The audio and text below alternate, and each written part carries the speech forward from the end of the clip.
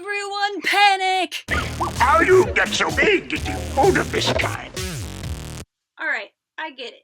You went to bed thinking that Lord and Miller, the geniuses behind the Lego movie and the 21 Jump Street movies, were gonna make your Han Solo movie, and you woke up and now they're not.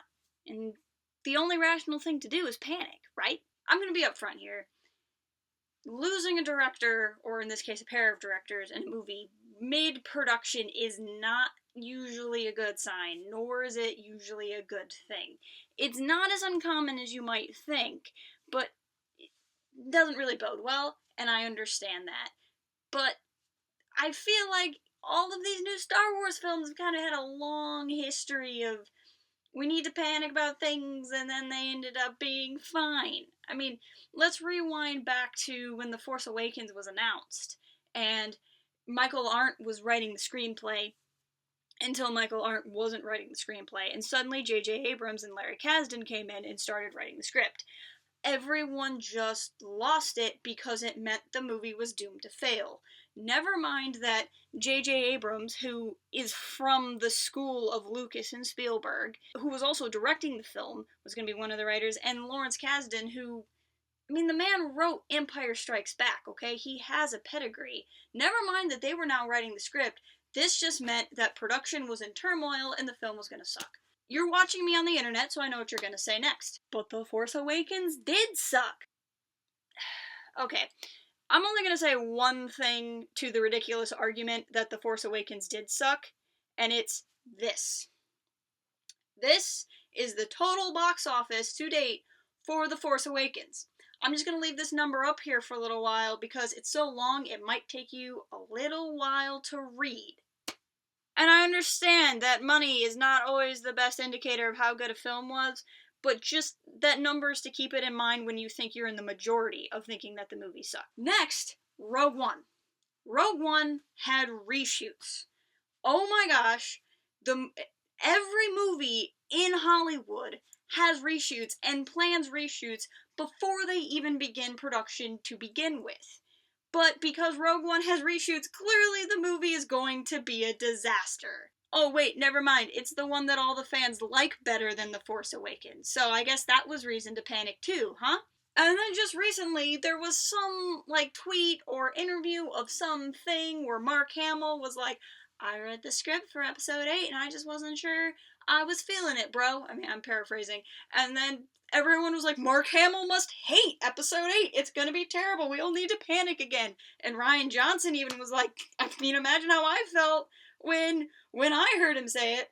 It's not even like they're hiding it. So apparently Mark Hamill can read one draft of a movie one time and not sure he's feeling it when he's not a screenwriter, and everyone sees fit to panic for a movie that frankly has an amazing trailer.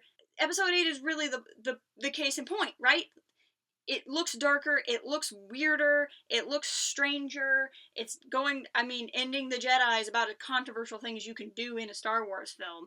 It's what everyone's been complaining. Why isn't there more unique? Why doesn't Star Wars do anything different? Well, we're getting it, and he's being allowed to do it, and he hasn't been axed. But we're still all panicking because we're getting exactly what we want.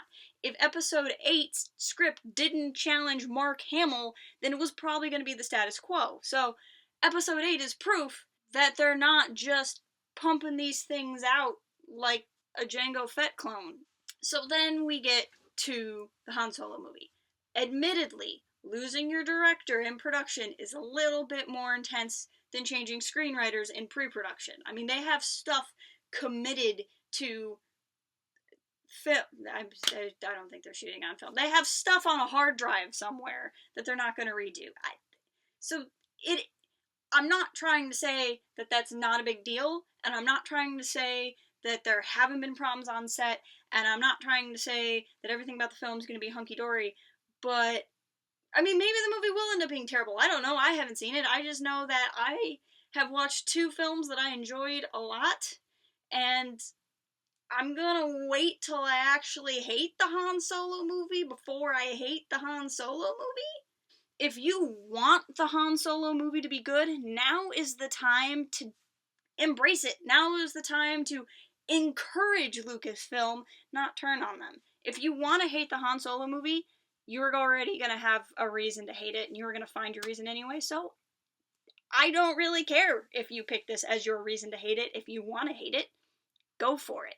I find it disconcerting that the directors left during the movie, but this is far from the only movie. In fact, if you want to rattle off, Wizard of Oz had 3 directors, and there's other famous movies that have also had multiple directors that started after the camera started to roll that ended up fine. There's some that have ended up terrible, but there's a lot that have ended up fine. So I would say let's take the advice of a different franchise other than Star Wars and don't panic. I am Yoda Bauer on the website Port Haven. Come check us out. Come discuss the Han Solo movie. Tell us everything you think about it. Tell me exactly in detail how wrong I am. I'd love to hear from you and hash this out. Till then, keep it real and fly casual. Cooking can be fun.